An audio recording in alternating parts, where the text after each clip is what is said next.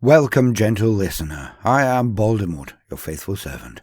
Here is a compilation of one of the ongoing plot lines of my fan fictions that are used to explore and demonstrate the setting of Warhammer 40k, the grim darkness of the far future, where there is no time for peace, there is only time for war. Many an entry is the result of a vote, as I will leave them on a cliffhanger, and then get the gentle listeners to forge the narrative by voting in the comments, so they can control the direction and events of the story. So if you enjoy any of these stories, then do watch the weekly entries on the guides, and prepare to exert your own influence and vote on the storylines. Now, I very much hope you enjoy the following compilation, a lead up to my campaign at Abundance Tertius.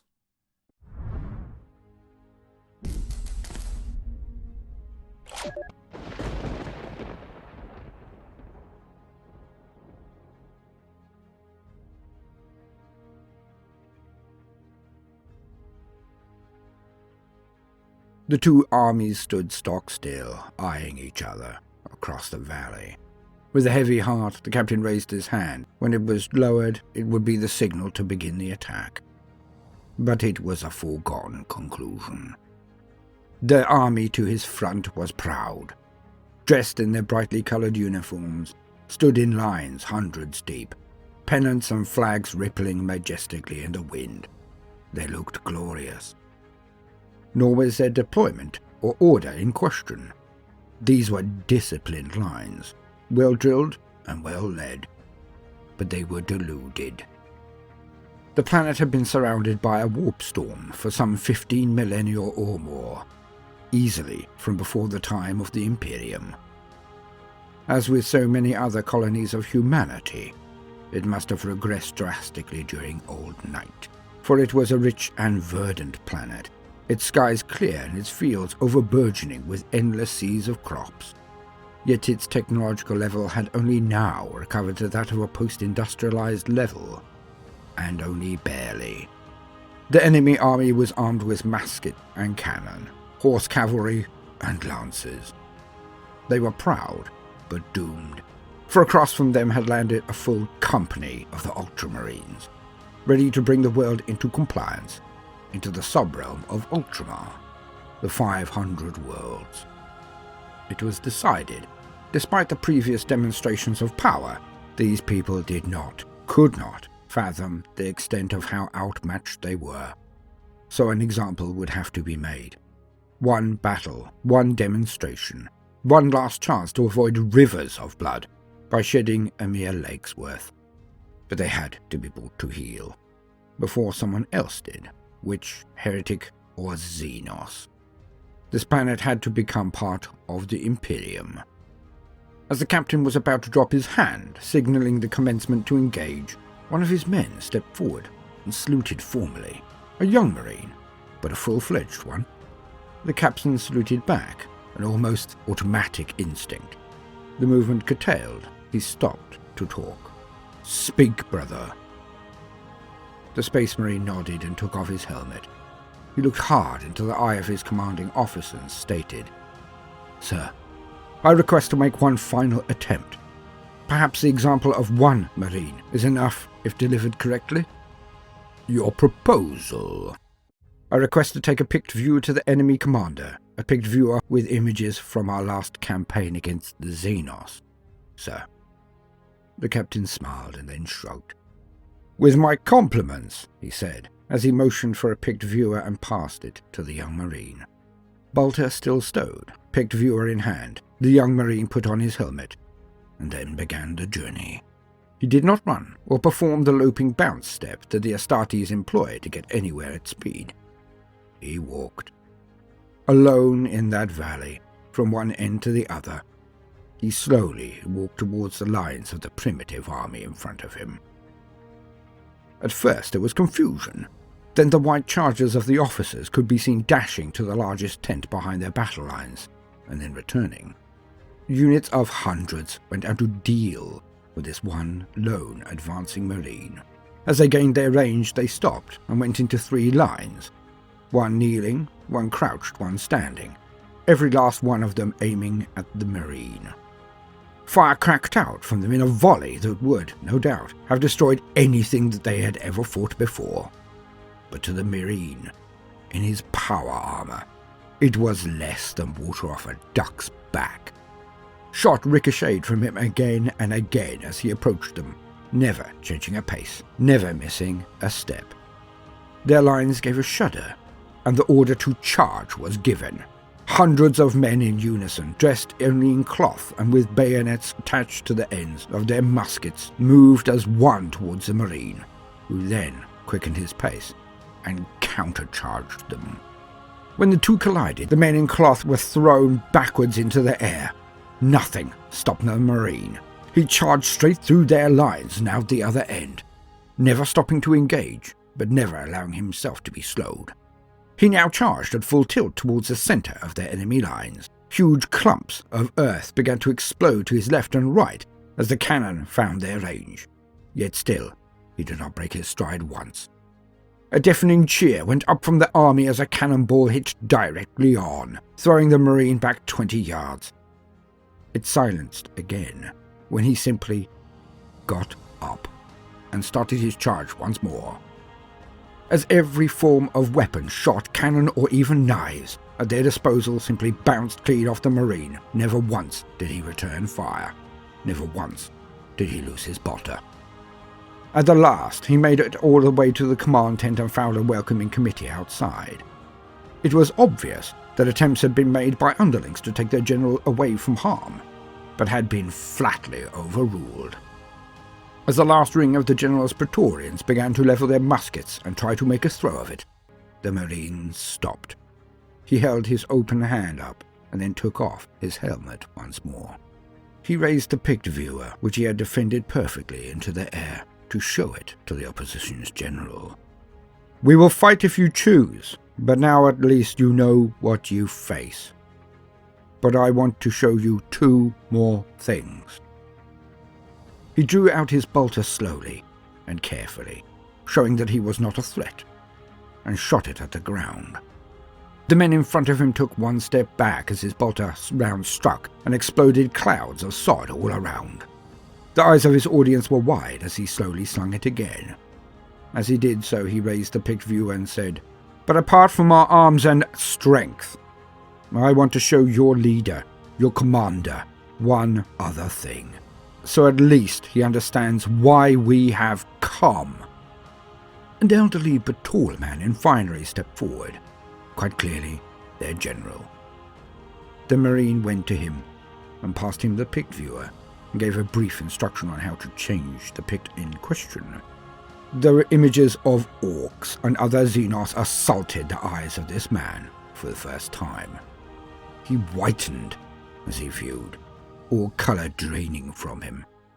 His view of reality shattered by less than 100 images. The Marine took half a step forward, conspiratorially, not aggressively, and he said, "These things exist, and worse. You have been in a bubble, protected from the reality of the galaxy in which your world exists. We, the Imperium of mankind, your fellow humans, have shielded you from these horrors. Your world has developed. Your population, your nations have grown under the aegis of our protection. It is now time to grow up. It is time to do your share. It is time to fight for all of humanity."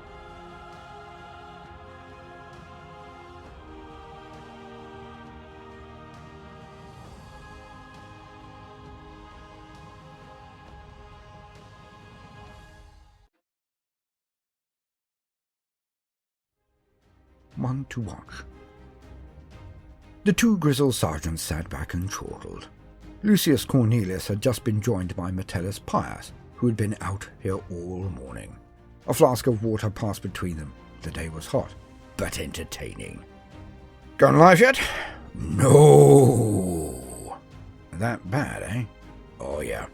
For sons of Ultramar, we got another dense cohort here." "Ah." Metellus Pius leaned forward to get a better view. Lucius Cornelius joined him.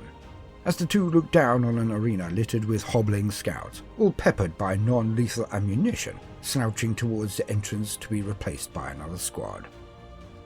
As usual for any trial, they stood at attention in single file, preparing for a test of speed or fortitude or skill, unarmed and unarmoured. They assumed it was one of fitness. But one amongst them watched the other squads retreat out of the door. Pius gave the same instructions. Squad 6, you will attempt to neutralize the sentry gun. If you are hit, you are an instant non-combatant. Your results will be timed. As the first scout was about to move, a voice called out, "Wait!" There was silence as all of the scouts but one froze.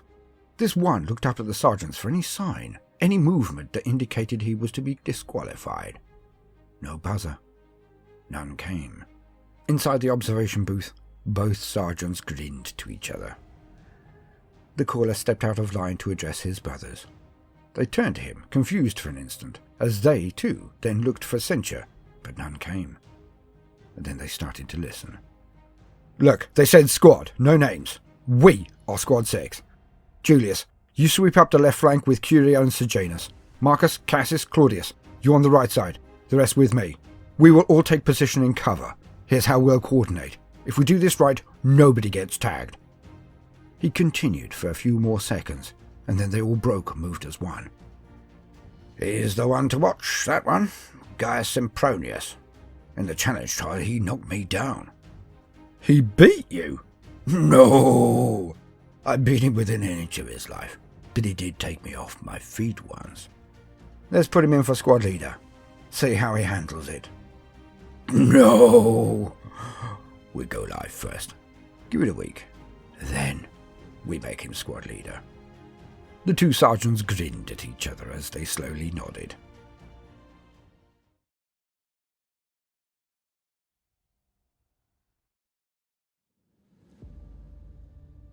Inter-Chapter Relations 101. The young Marines walked into the auditorium and took their position at their desks, all facing the lectern on its slightly elevated stage. Almost immediately a sergeant walked in and flicked on a large display, beginning the lecture as soon as he passed the door. Images began to flash up of different Marines, their heraldic emblems, their honours, footage of them in combat. The images flashed quickly, but the young Ultramarines were like sponges, absorbing intense amounts of information even without the usual psycho-indoctrination. Let us begin. You will often be called upon to work alongside or even against our cousins in the other chapters. You must know of them, but also how we should best deal with them in all ways. But we can only do this from a place of understanding, for we are the sons of Reboot Gilliman. Something that is often said, but right here and right now you will finally know what that means. What that truly means. The screen continued to flash up images and footage, showing the other chapters of different Gene Fathers mostly now. You will never outshoot an Imperial Fist, or any son of Rogel Dawn. You will never win a duel with a Space Wolf, or any son of Leman Russ. You will never outmaneuver a White Scar, or any son of the Great Khan. You will never surprise a Raven Guard, or any son of Corvus Corax. You will never endure more than an Iron Hand, or any son of Ferrus Manus. You will never match the rage of a Blood Angel, or any son of Sanguinius. You will never be as strong or as stubborn as a Salamander, or any son of Vulcan. You will never win on a chaotic battlefield against a Dark Angel, or any son of Lionel Johnson. If you are ever to meet them on the field of battle, you must compromise yourself to these realities to have any hope of victory. Know your opponents as much as you know thyself, as is writ. Remember your most basic training, Sun Tzu, Principia Bellicosa, then above all, the Codex, and you will have a chance. It is always hoped that it is never necessary, but dark times are afoot, and we, as Ultramarines, must always be ready for every eventuality. But to know this is to lead into our second far more important reason. How we deal with the Greater Brotherhood, how we interact with them. In any negotiation, one side must make the opening bid. If common ground is to be found and common cause made, how can we expect to gain respect from our brothers if we give none first? So we give first. Always remember their strengths and acknowledge them. If you remember the lessons of the blocks, then it becomes clear. One block can be broken. Many are strong. Thus it is with ourselves and our brethren. The sergeant was enjoying this, dragging it out as usual, seeing his charges shift slightly on tenterhooks. I can see the consternation. How could he say thus, when there are amongst our ranks the likes of Cato Sicarius, Marneus Calgar, and the other heroes, the other icons of the chapter of Ultramar? The hard truth is, they are the exceptions that actually prove the rule. There is more to it than that, of course. We are all Space Marines, but if the other Marines have slight advantages over others, then what is ours? What makes the Ultramarines who we are? And why are we so noted in the annals? Our banners so heaving with victory after victory, having stopped and annihilated a hive fleet of Tyranids, having fended off attacks from demon primarchs and legions of chaos, having defended the furthest reaches of the Imperium from nigh on 10,000 years or more, being the most numerous of all gene seed stock and comprising over 2/3 of present Space Marines. What makes us special? As the sergeant spoke, the thousands of heraldic sigils of the chapters flashed up as one, then began to shift, and slowly to form a symbol. We are the sons of Rabud Gilliman. We are the glue. Of all of the legions created by the Emperor of Mankind, we are the most organized, the most diplomatic, and most able to do what the others cannot. We make the Imperium work. We bring any of the other chapters we meet into the greater brotherhood, into one army, one force. We respect them, but none can do what we can either. Not as easily, not as well. As the sons of Rogel Dawn build fortifications, we build bridges of our own. Accords. Between people, wings of the Militarum, and all of the Imperium. When we join an effort, it is far more likely to succeed. We are angels of death, just so, just as our brothers, but our slight advantage is not so slight. Now the larger image was clearer. The chapters have formed into one huge Aquila on the screen. One.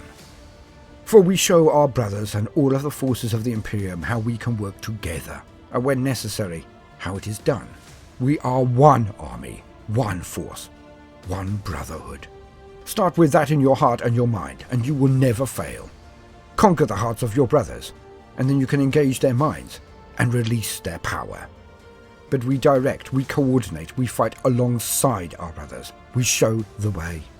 We are all Space Marines, Astartes and Primaris, Ultramarine and the larger brotherhood. Equals. When we are called to gather in a greater fraternity, the result is usually the whole being much, much greater than the sum of its parts. But by a tiny fraction, they are more able to win battles. But because we are more prepared, more organized, more disciplined, more supplied, more numerous, more considered in our acceptance of losses, we are more able to win wars. So when dealing with our brothers of other chapters and other gene fathers, never command, never order. Lead by example. Lead. Class dismissed.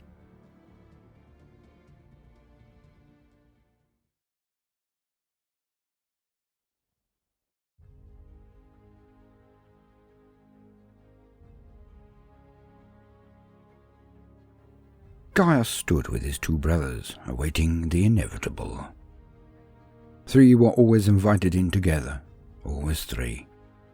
1 would hold the holy bolter, 1 would hold the fully marked helm of the Marine, the one to be raised, the one to be honoured with the promotion to a battle company, the 2nd to 5th, and the life of a Space Marine, an Adeptus Astartes.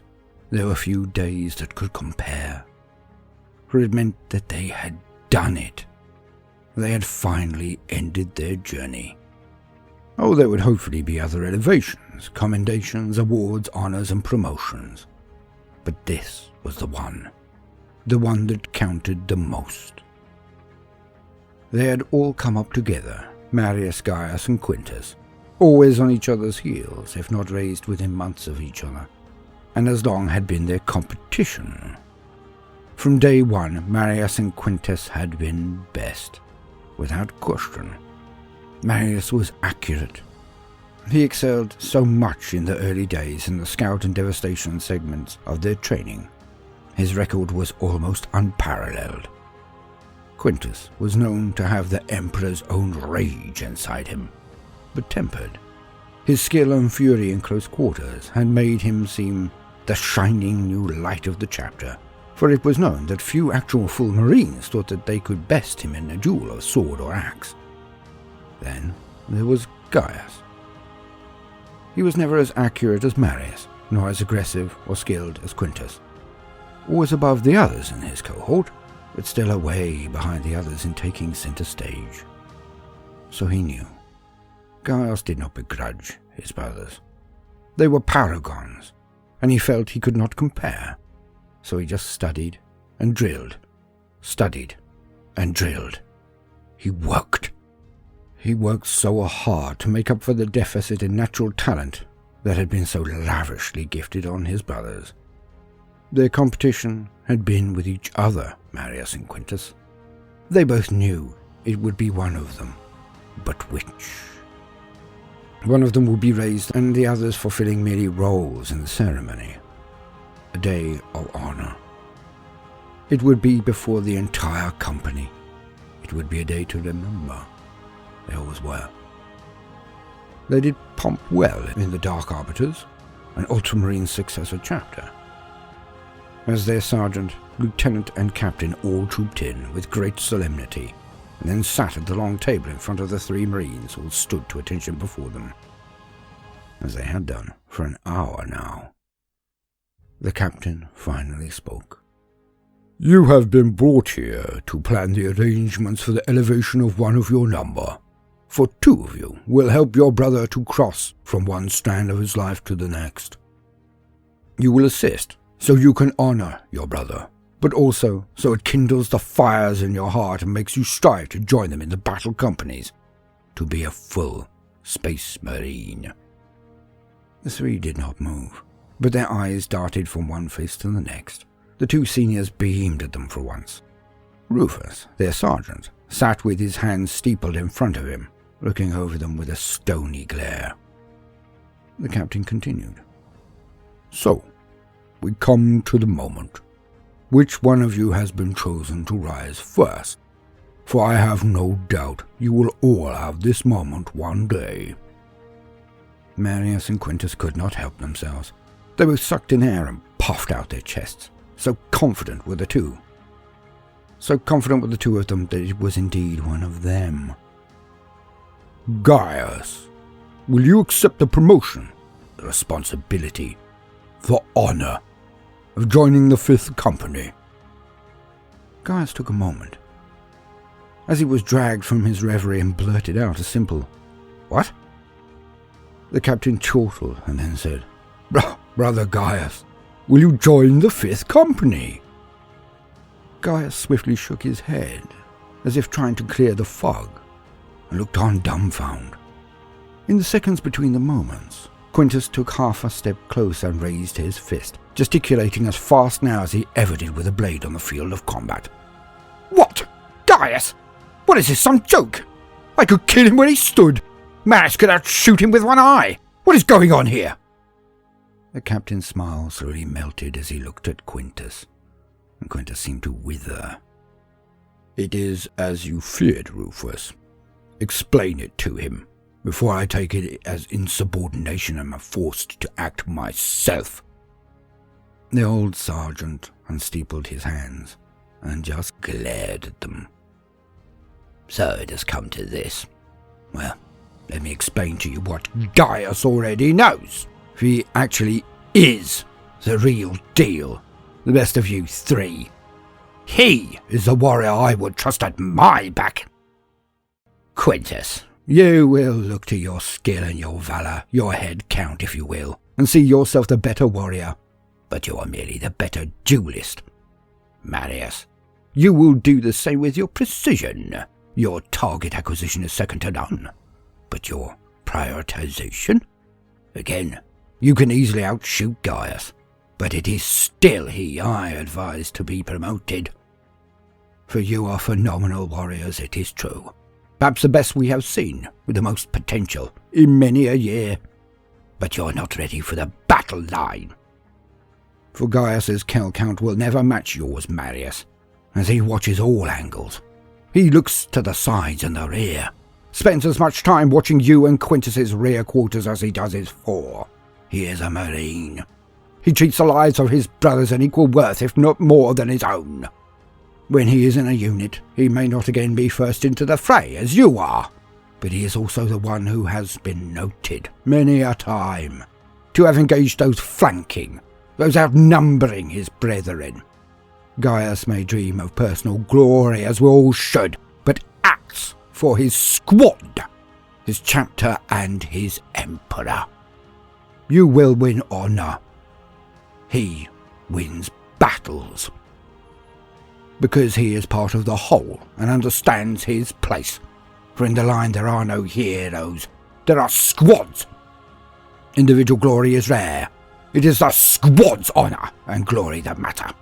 For the battle line squad will outlive any and all individuals inside it. Gaius knows this. He is ready. You are not. And thus it was that Gaius was elevated before his entire company stood rank on rank, cheering as he turned and was passed his helm by a man who was a far better combatant, then was passed his bolter to an equally loud cheer from a man who was the far better shot. And later, Gaius was the first one for both Marius and Quintus, who offered his hand and filled their cups as a full brother when they did eventually make it to the line company some years later. When this happened, both Marius and Quintus smiled widely and shook heartily, for only then did they understand that he was the better Marine.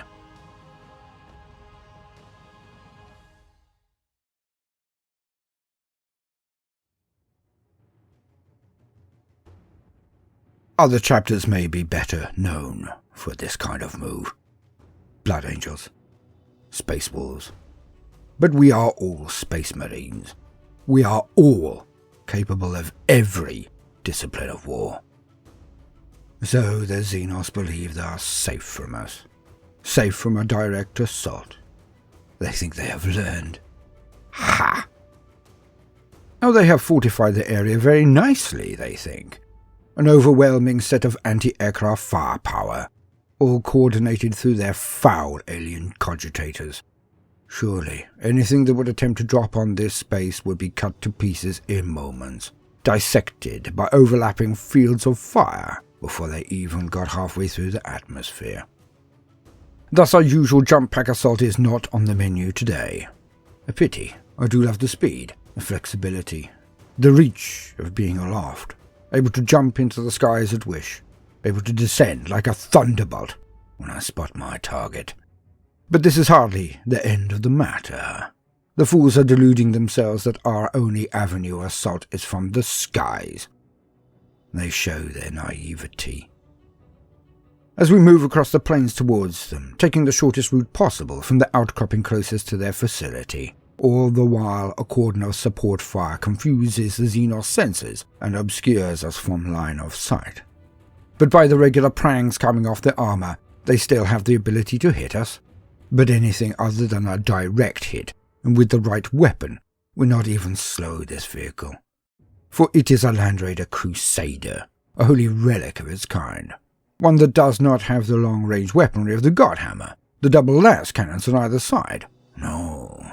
In this version of the Land Raider, there are less heavy weapons, but far more room for its cargo, its real teeth. Us. We are inside, preparing to perform a combat deployment straight down their throats. We are not alone, and this only adds to the complexity for the defenders.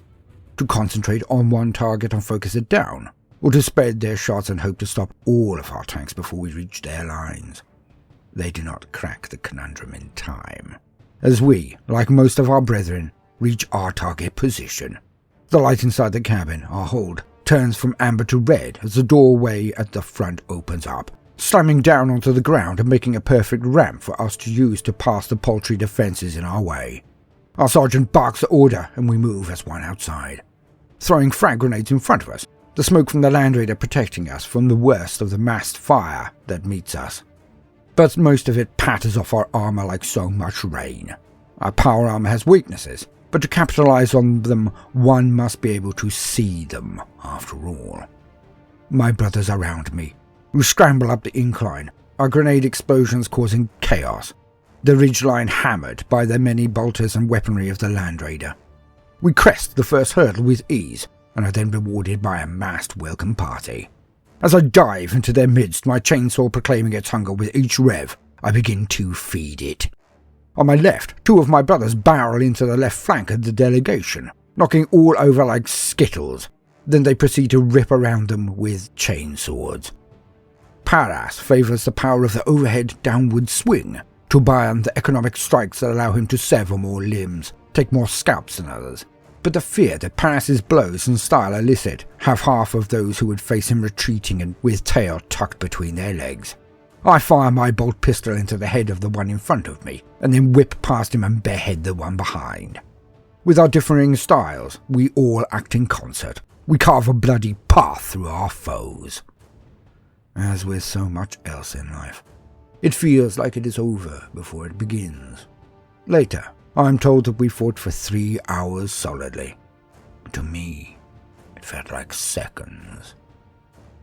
I look back on the pathway of our entry, the carnage, the practical carpet of corpses of the Xenos filth. This is what we were bred to do. This is why we were chosen, forged, trained, and then deployed. This.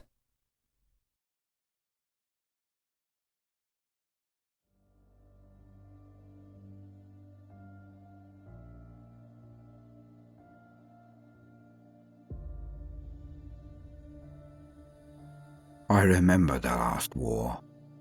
It was so long ago now, so much has happened between now and then, but I recall it in vivid detail. I've faced them before, how they come in their droves, burying you in their dead if need be. This time is different. This time I and my brothers know what must be done. We were dipped in the horror of the tyrannic wars, heated in its fires, tempered by its terrors. We were forged into weapons to meet this threat. I am ready. The onward rush is as expected. It seemed mindless, but we veterans know. We know how to deal with them. Our ammunition was almost stacked high next to us this time. Each squad carried a flamer, each sergeant a weapon of worth. But I am no longer the young Marine I was. I now stand with many a stud of service in my brow, many a mark, pennant, and purity seal. In my hand I wield a weapon of not just worth, but of power. I field Finis Interlocutor, the end of horrors. I am a wielder of a sword of justice. The chaff come and die in their droves, but our overlapping fields of fire, our gun emplacements, our barrages, they cut them to ribbons. But again, as expected, a spearhead of larger beasts now thunders towards our lines, amongst the teeming tidal waves of the lesser. I walk from my elevated position, calmly, with pace, but with cold purpose. My honor guard takes my heels and follows as we descend to the gates. We are cheered by our men as we process, those behind the lines, those in elevated positions. A ripple of bellows of encouragement, as they know where we go and why. Calmly, we arrive and stand in an extended V position. I am at the head, of course. And as the door explodes into a hurricane of splinters, we do not flinch, we do not step back as they come. Huge, so alien, so deadly. Twice the height of a Marine, they barge their way in, some half dozen, all slowing each other almost in their rush, their thirst to destroy us. I raise Finis Interlocutor and lower it, and almost instantly half of their number are hit, by lines of light that burn straight through them, torrents of melter that melt as they thrash in pain. But some get through. 3. One heads left of me, one right. My guard will stand. I take a pace forward to meet the Carnifex head-on, which we have learnt actually surprises them once or twice. Not this time, though. I flick the switch and my power sword is now alight with a blue aura of energy, worms of light crackling along its edge. I smile behind my helmet. I did not have her the last time I met one of these beasts. The captain stood as the Carnifex barreled towards him, but then took 2 paces at a dash and started his dissection of the towering form. Swift and measured, economical slices leapt from the captain. The Carnifex lost one of its forward, huge pincers, half of its maw, raising up to crush the captain, as it knew it was no match for his speed. For a mere instant, its soft underbelly was exposed. A mistake. In that instant, the captain hunched low, then sprang upwards with all of his might, his sword in both hands slicing the beast from midriff to throat, and then through its chin. The power sword had cut through so neatly, so deeply, that it near fell in half as its stomach opened and its contents spilt out. The captain landed and rolled back, out of the way of the fallen carcass. When the dust settled, his vision took in a new terror, but the one he had hoped would appear. The Hive Tyrant. Its towering form, but unhooved legs, dipped to go under the entryway and looked down at him with sword arms wide, an unmistakable challenge. I accept. Story continues from the entry for Power Weapons. I am Gaia Simpronius, a captain of the Ultramarines, a true son of Ultramar, a true son of the Imperium. I hold in my hands a weapon of worth, Finis Interlocutor, the end of horrors. I am a wielder of the sword of justice, a power sword of ancient providence. I stand before the gap in the path of a thing that Finis Interlocutor was forged to slay, a horror. May the avenging sun himself, the regent, guide my hand, for it is huge. It is not the first time I have faced one such as this, a Hive Tyrant. It is the beating heart, the mind, of the horde of tyrannids that gnash and claw and charge our lines. But all of that is silenced now. I know my men, my brothers, will cover me, will allow me to deal with this duel uninterrupted. Their bolt of fire creating a cordon around us. But they do not seek to target the tyrant. He is for me, nor would it do any good if they did. I know.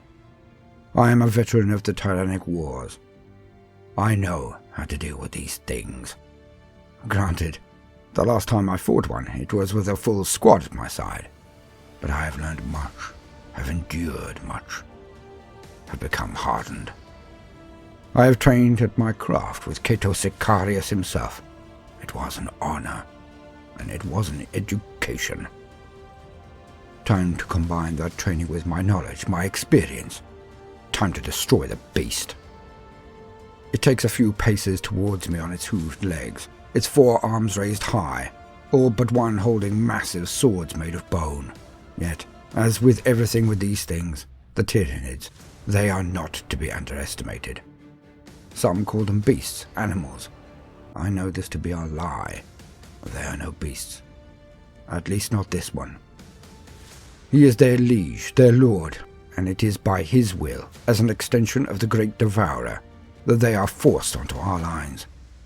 If I can best him, they would devolve into the animals they are called, but whilst he stands they are clever, they are controlled, and they are almost unstoppable. I must destroy it. Not only for this reason, but also because my men look on. I must be their sword this day. I must be as swift as their combined will. I must be their hand. And so it begins.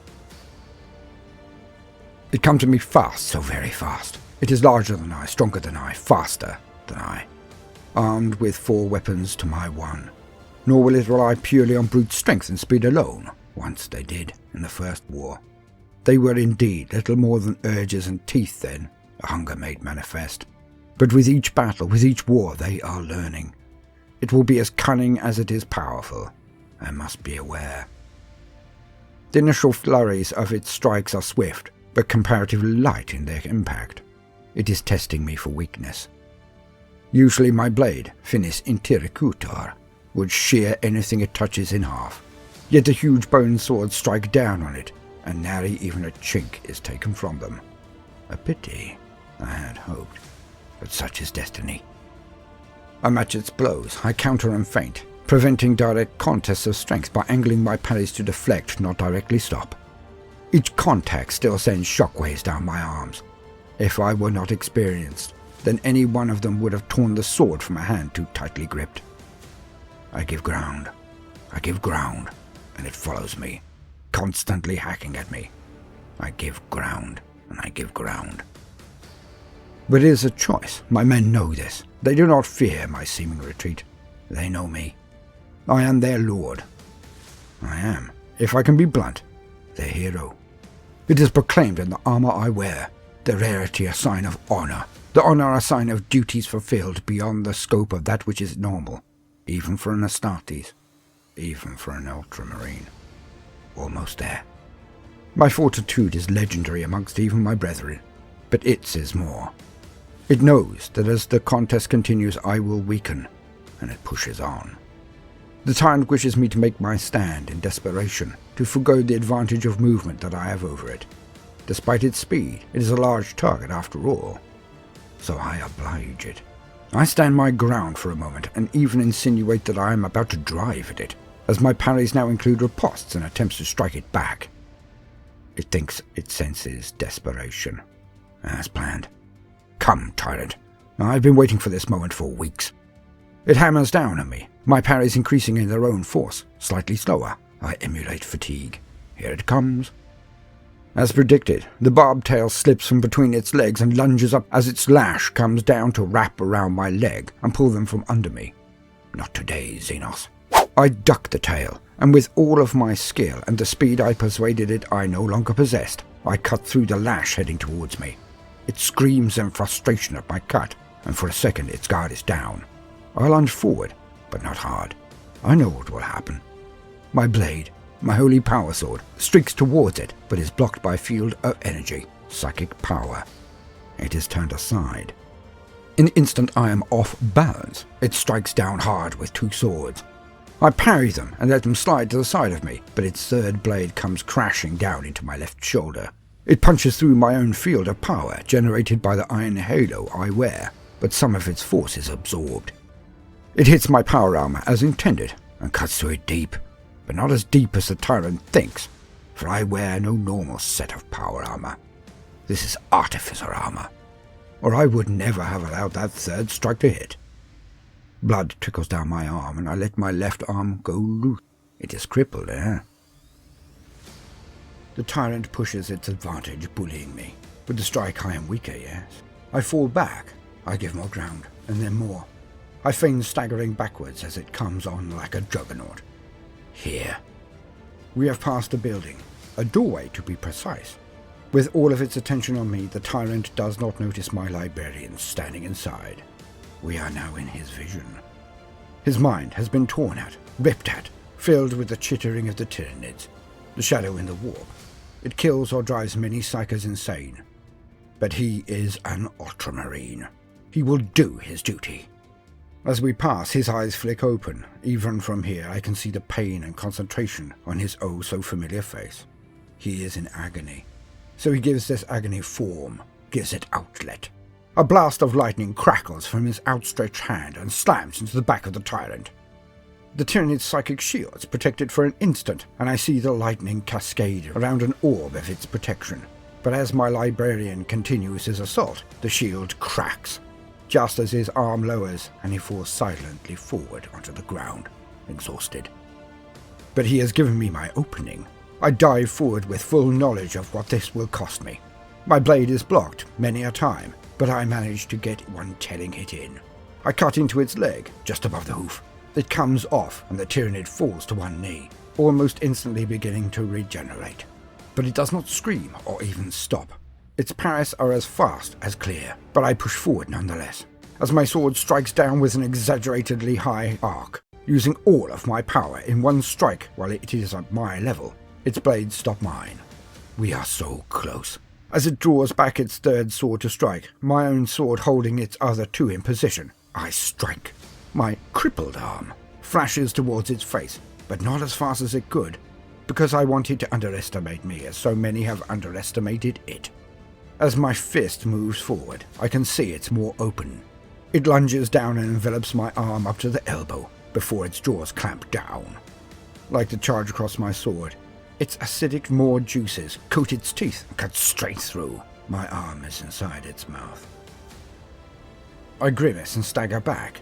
It raises itself up for the kill, its swords elevated above its head thrown back in a howl of victory. It is then that I slump firstly against the doorway, then dive inside the building to which I have been retreating, the open door, displaying a speed, again, it had not predicted. I lost my hand, but I had a gift in it for the tyrant. The building is covered in acid and viscera from the tyrant as it explodes from the inside out. Let's be honest, I did not want that on my armor, if it didn't burn straight through it. I lean against the wall and recover. My arm already stops gushing blood due to the Astartes genetics. I hear the scream from the horde. They can feel their tyrant die, and then his influence is gone. They begin to flee from our guns instead of charging at us. I give the signal from my Vox, and the land speeders sweep across the plains to harry and hunt them to extinction.